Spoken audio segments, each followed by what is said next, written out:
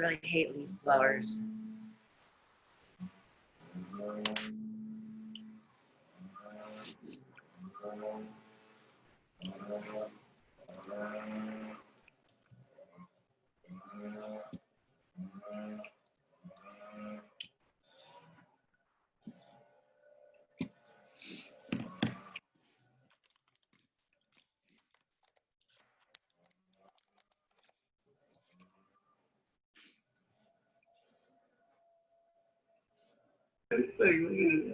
Whoever's laughing so loud.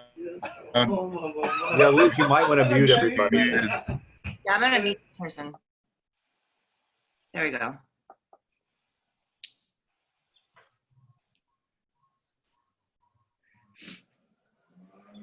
All right, so I know we got Vanguard on, we got Danny coming on, and soon I'll be introducing you, Mark.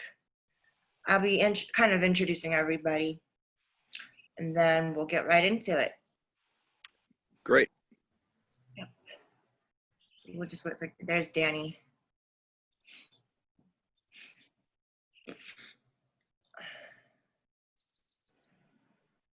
Guy, is that the beanies they've been talking about?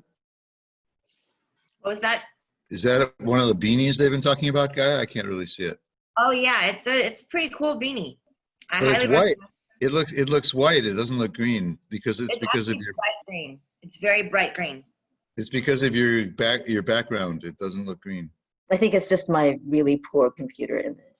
Yeah. Well, if you use your regular, normal, real background, it might look green, but it's up to you.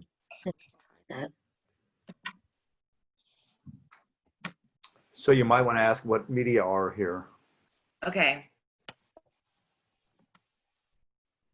All right, everybody. We're about 2 minutes till 9, so we'll give everybody a few more minutes to come.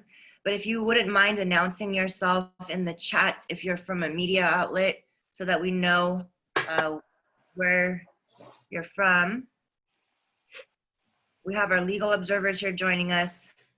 We have civil rights attorney Mark Marin present, as well as Danny Garza. And I see that the Vanguard is present, and I'm just waiting for confirmation on the rest of the media present here. So please state where you are from in the chat for our records.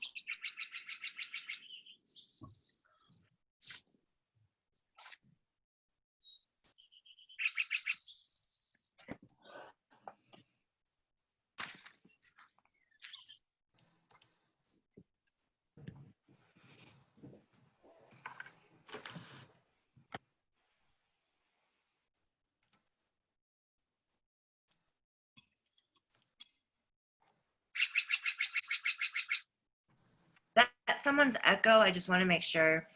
I'm hearing a little chirp. Is my audio okay? Your audio is great. Yeah. Actually, yeah. Mark, would you mind speaking one more time so I can make sure your audio is good? Yeah, this is Mark. Okay, perfect. You're good. And if there's a chirp, it could be that I'm outdoors and there are some birds in the vicinity. Kind of nice. As Danny told you, birds aren't real.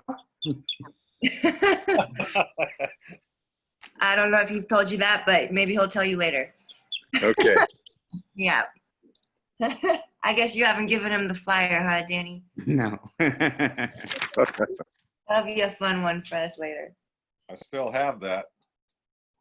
Awesome. You have that? I've got the flyer. Yeah, I'll go get it. Okay. Maybe we'll share with this afterwards. Not right now. Okay. Right now. Oh my gosh. All right. Yeah, we don't want to make that part of the news. Okay, let's see here. We got C. Estrada and K. McCown. I want to invite you all to announce where you're from.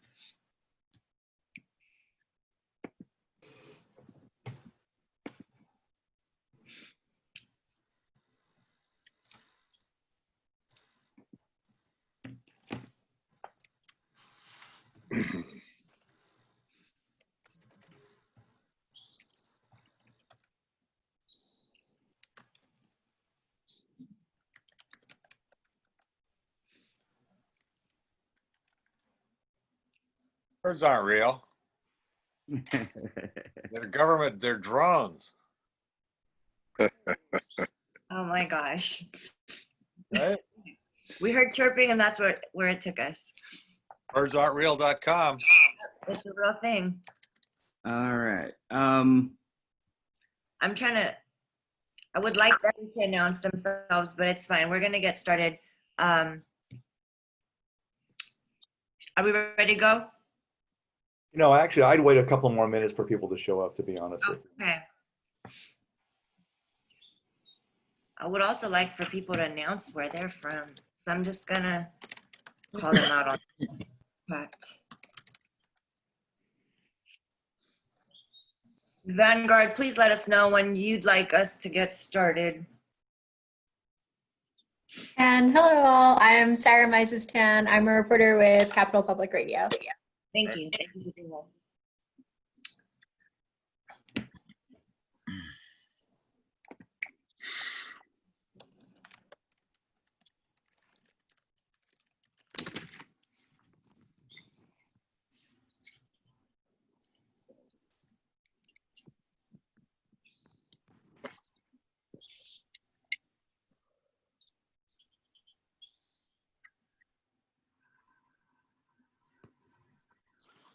Hi, I'm Jessica Montgomery, just joining the call and was instructed via chat to announce where I'm from.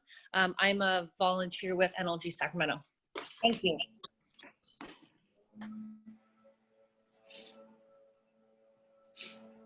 Okay, thank you, Univision, for being here. We'll give it a few more minutes for folks. I hope everyone's having a great Monday morning so far. It's not 105, so it's a great morning. Yeah, I still feel there's breeze, leaf blowers and such outside.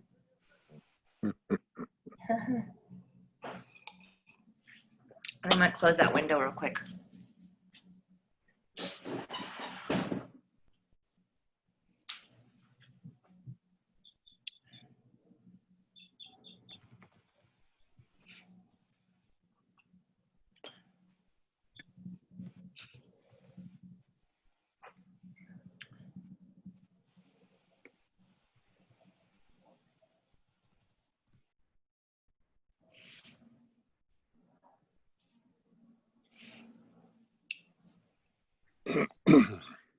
Okay, we'll start at about 9:06. That's pretty specific, Vanguard.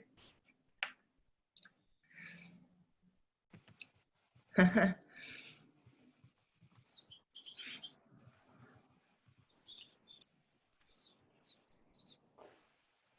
we're gonna start in about 1 minute. So if everybody is getting ready, we're gonna start in about 1 minute.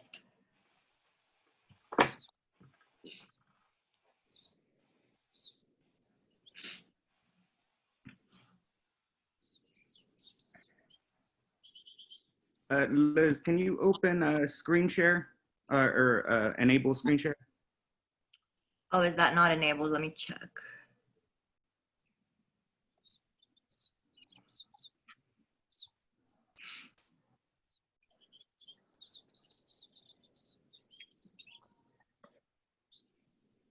Do you have that available now on your screen? Let me see. Yes. Okay. So that's ready for you whenever. Okay. You need that.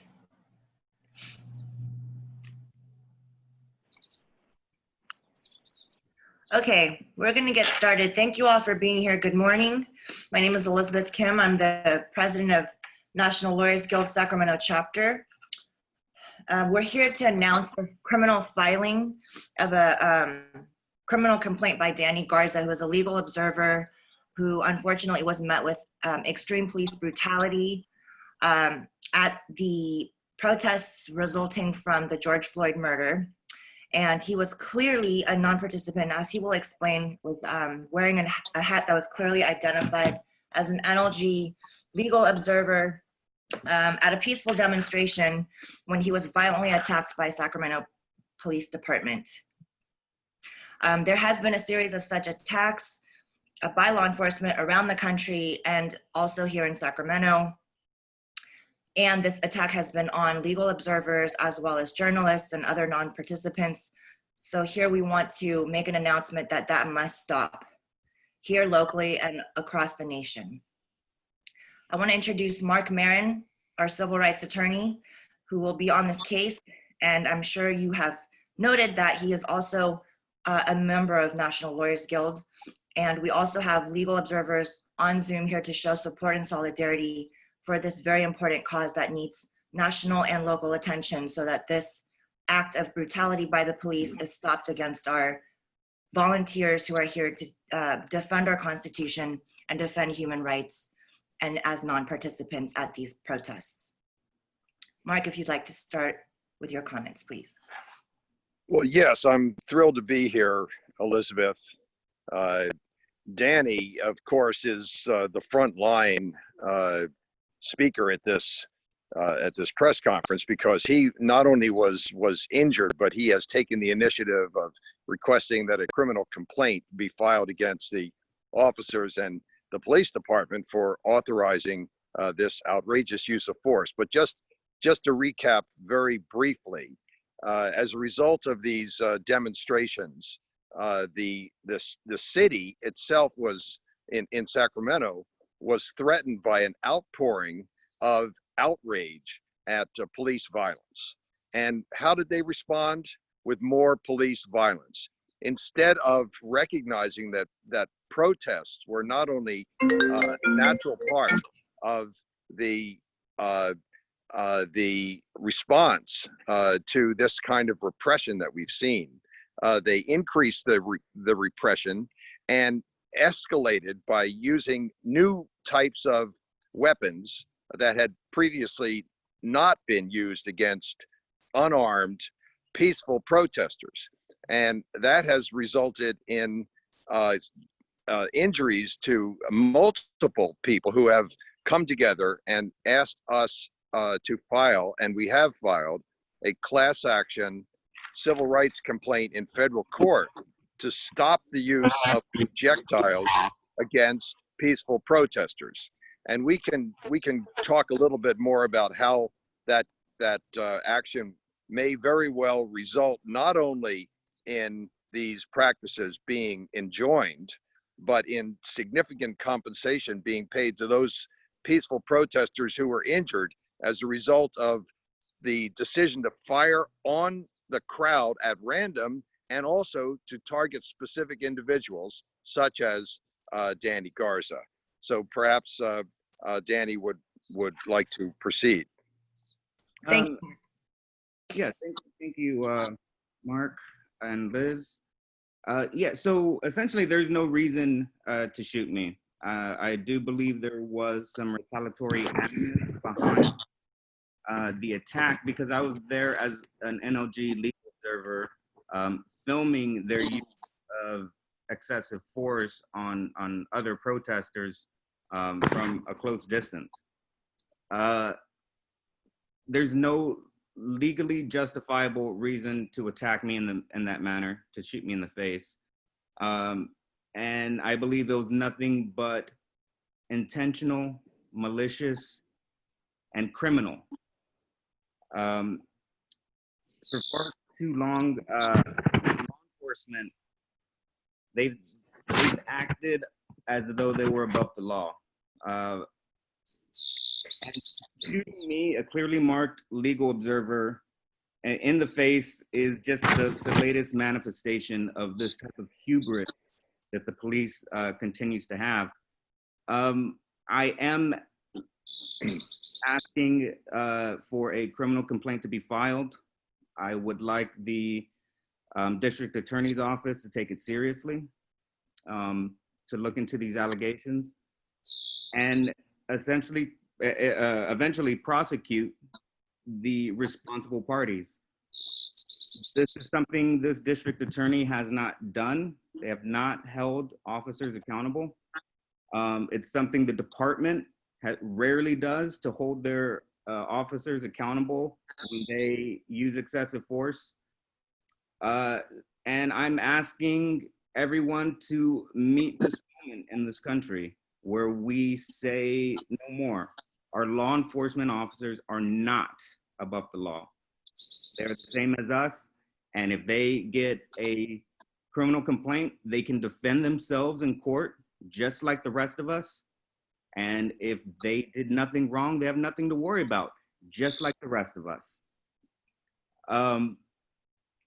I do have a packet for the media that includes photos of my injuries, which I can share here.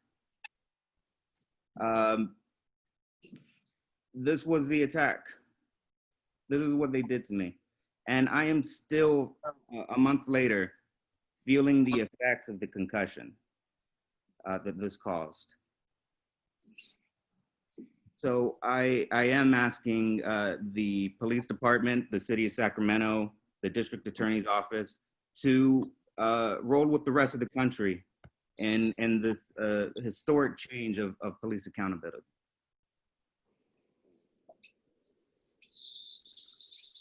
Thank you, Danny. Thank you.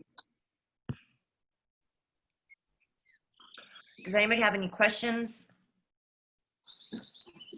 I would just like to add that as a witness who was present and who took those photos, I can testify to the fact that Danny was at close range, that those officers had seen us the nights previous and all of the days prior to that night. And for the past over 10 years, we've been out there as legal observers. The Sacramento Police Department is very well aware of green hats and our role. We've made ourselves known at city council meetings, at hearings with the county. We've definitely had a lot of media presence. There's general community members who recognize us. So Sacramento Police Department, at the very least, has a responsibility and a duty to recognize legal observers. If nothing else, the fact that we're internationally recognized and an 83-year-old racially integrated bar association in this country gives no excuse for any law enforcement to not recognize our role and who we are. So there is absolutely no reason why a perfectly marked legal observer at a protest who was not participating should ever be shot in the face. So we really hope that this is brought to light, and accountability is brought, and that effective immediately, law enforcement recognize and cease and desist any actions of violence against legal observers at any protests, effective immediately. Elizabeth, may I add something? Absolutely. One of the responses of the city police has been to put out a little PR video announcement the other day. And in that, it was clear that they lumped all protesters together, those who were peacefully demonstrating and those few who might have committed acts of vandalism. And they used this to justify the use of these, quote, less than lethal weapons against the crowd in general. And that just shows that they are incapable of recognizing not only the rights of protesters peacefully to protest, but also that there are certain people who may be committing crimes and should be subject to arrest, as opposed to just shooting at random into the crowd or targeting those people who may very well be recording the violent, illegal acts of the police. And I saw that in Philadelphia just the other day, there was another demonstration that was fired upon with similar projectiles. And it makes me think that this is in fact a national campaign that very well may be orchestrated and organized by an organization such as Homeland Security or the Trump administration, to try to discourage the natural response to this increasing elevated police misconduct and police violence we're seeing across the country. So I just think that the police are starting to recognize their vulnerability for having abused the rights of peaceful protesters, and are taking the initiative now to get out there to try to affect the media response. And I think instead of doing that, they should be looking at themselves, as Danny has requested, and discipline and remove and prosecute the officers who are responsible. Absolutely. I see that Greg has a hand up if you'd like to make a comment, I have a question, and you know, it may be relevant. I saw a statement the other day from the city saying, well, there were several different law enforcement agencies on the scene. So does SAC-PD are they the lead agency in that action? Or, I mean, how is that going to be as a level of difficulty to sort out, like who may have actually been doing the shooting? Was it So this is sheriff's office? Was it, you know, West Sac cops? I mean, how does that work? How will that get sorted out? so this is easy because I have video and photos of most of the police officers on that line, and Sacramento PD, all those officers had body cams. So it would be easy for Sacramento PD to find out exactly who shot me. There in the video you see 3 people with 40 millimeter rifles that could have done it. It's not entirely clear which one may have done it, but they can easily find out. And we did have mutual aid there from Davis Police Department, Yolo County, CHP, and Sacramento County are the mutual aid offices that I witnessed. They're on the line. It was mostly, it was Sacramento police officers on the front line, and behind them were CHP officers. Yeah, it would not be hard for them to figure out who did it. It just seems like the city of Sacramento is trying to deflect a little bit. They are, and I think they are trying to come out in front of this announcement. And yeah, their entire focus was, oh, well, look at this guy with the crowbar and a knife. Well, none of us are saying not to hit that person who's being violent or threatening violence with an impact weapon in the way it's supposed to be used. What we're saying is you're not supposed to be shooting indiscriminately at non-combative people or non-violent, peaceful people, non-participants as myself, who isn't even a part of the protest. I was just there filming in the same way the media is. So it wouldn't be hard for SACP. In fact, they probably already know who shot me in the face. They probably already have their name. It didn't surprise me. I want to address that question also. The fact that if indeed they are trying to go with the defense that it wasn't one of SAC PD that shot, but they had called Davis Police Department, Yolo County Sheriff, if they were acting under the direction of SAC PD, then the liability will still fall on Sacramento Police Department, and they very much know that. So I don't appreciate the PR campaign that they're putting out there as if that would absolve them of responsibility. If these officers were acting under the direction of Sacramento Police Department, liability will still be on them. So let's not make that, you know, hazy. Let's make that very clear. Secondly, a crowbar and a knife seen at some other part of the city does not justify the actions of lethal force used on Danny Garza's face all the way across town, where it may have been a completely different location, evidenced by that video that was released. That was nowhere near where Danny was shot. That was nowhere near where most of the protesters were shot in the face. So again, bad PR that is trying to absolve themselves of liability in a way that's not effective to those that know how the law works.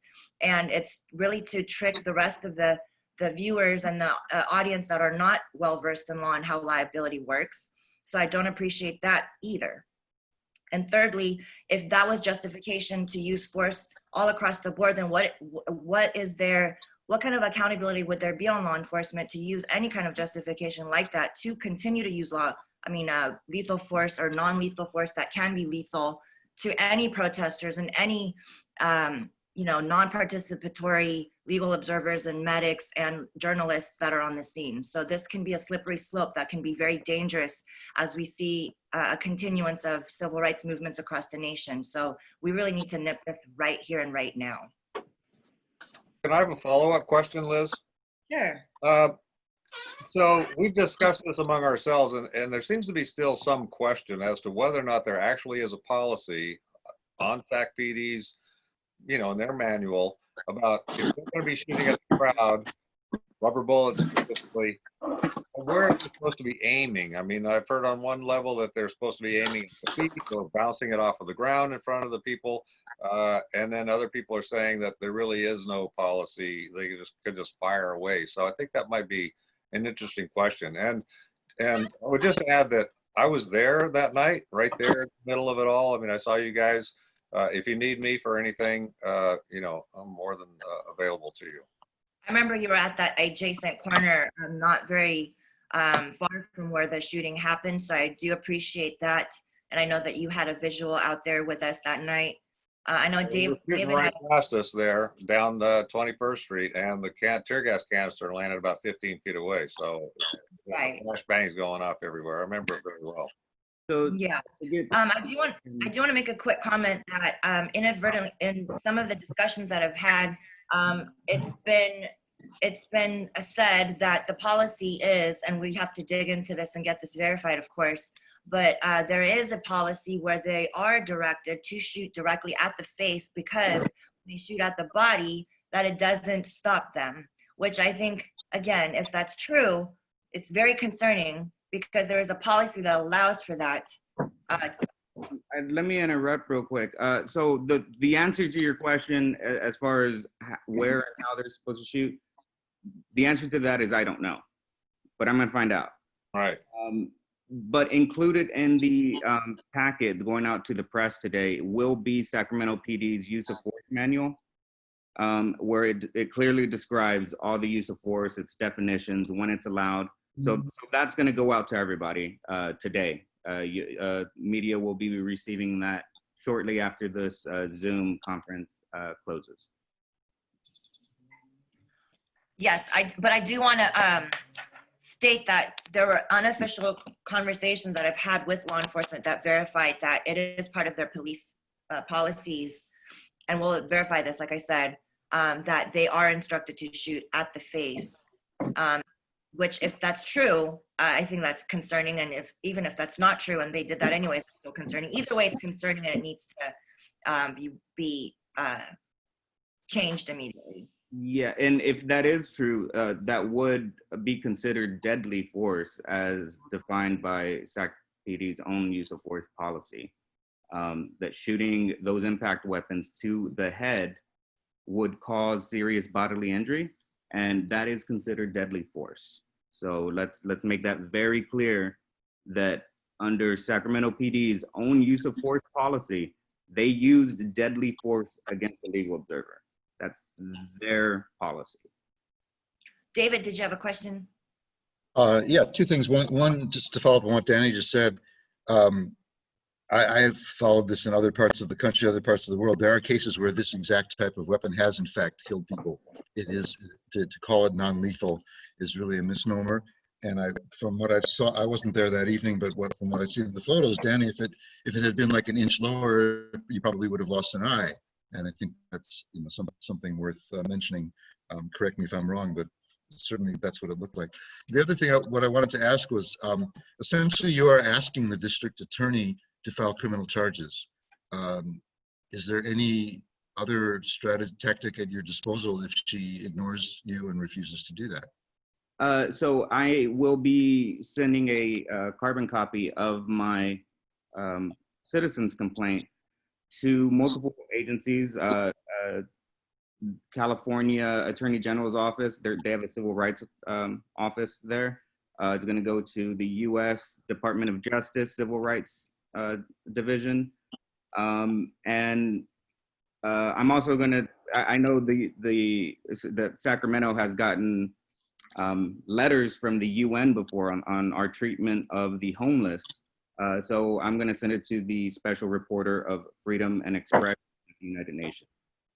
Just since they're keeping an eye on Sacramento, here's one more thing to know about our city. So I'm with Vanguard. So your injuries, Danny, were you had a concussion and anything else, or that's not enough? So I did get a concussion. I injured my wrist, my shoulder. I'm guessing from the fall. The concussion has caused significant and debilitating symptoms, mostly in my memory, my short-term memory. It's made it almost impossible to work, to have any social life. I don't remember, for a long time, I had black holes in my memory of sending texts, emails, talking to people. I had to start every conversation with, I don't know if I've told you, but I got shot in the face, and I don't remember if we've talked since then, but I'm having memory issues. So every conversation had to start that way. And yeah, these symptoms are ongoing. A lot of nausea. My face was deformed for about a week and a half. I had my eye was swollen shut, lots of headaches, migraines, some trouble understanding speech, some issues speaking. So it was significant. These damages can continue to affect my life, and they're slowly improving, but they're still present a month later. I also want to add that Danny Garza is one of the founding members of the Sacramento chapter here of National Lawyers Guild. He's also the lead trainer for Know Your Rights trainings in the, not just in the local region, but beyond. We cover all of the counties from here all the way to the Nevada and Oregon borders. Danny is the lead coordinator for legal observers. We've had an influx of legal observers that have joined, and we've had to take on the brunt of all of the trainings without him. As a result, we've had to keep him off the field, where he is a very valuable asset to our team. And because as a result of this, we've lost one of our team members who is the most active and the most qualified to train during this crucial time in our country right now. So the loss is immeasurable. Any other questions from anybody? Were you going to show a short video or part of the video, or do we just expect that later? Yeah, the videos I'm going to be sending out 3 videos to the press. I will be sending those out, but it's going to include a video of Sacramento PD pushing me into the line of, well, forcing me into the line of fire when I was trying to stay behind police lines. It's going to show the video of them shooting me, the immediate aftermath of that, and then it's going to show me showing the wound on camera, and then going up to the police line, demanding a badge number, informing the officer that they shot me in the face. So the officers did know I was shot in the face. They saw my green hat. They know I'm a non-participant. From the look on my face, you can tell I'm not okay. They never offered me any assistance or medical assistance. And in fact, later, when I was receiving medical attention, they fired upon me and the medics helping me. And one of the nurses actually covered my body with her own and took the brunt of those pepper balls that they were shooting at us. So it was a war zone out there. That's what it felt like. It was violent and vicious. I want to also add that you'll see in the video, as you'll see, Danny was not within, a very thick crowd where it was impossible to, discern from one protester, one, person throwing something at them versus another. He was clearly standing several feet away from any other body. So it would not have been, something that they can say is not intentional. I mean, he was standing away from anybody. He was not in a crowd. There was only a handful of protesters, I would say less than 4, standing very spread apart, and so there's no way that they can say that they shot into a crowd, because he was standing alone on the sidewalk where he was directed to stand by them. So for him to get shot in the face is too indicative of it being deliberate and malicious. And the fact that we all witnessed them shooting at people that had already fallen on the ground from being shot, and they were continued to be shot at, as well as people that were trying to pull them off were also being shot at. I don't see what the reason is for that kind of behavior by law enforcement whatsoever. There's just no need for that. For someone to already have been shot and down on the ground and to continue to be shot at is just I don't know how that's not malicious. The videos will indicate this, so don't even take my word for it. The videos will show that very clearly. So if anybody, oh, David, do you have another comment? No, okay, your hand is up. Does anybody else have any questions? If not, what we'll do is we'll have Danny send the media packets.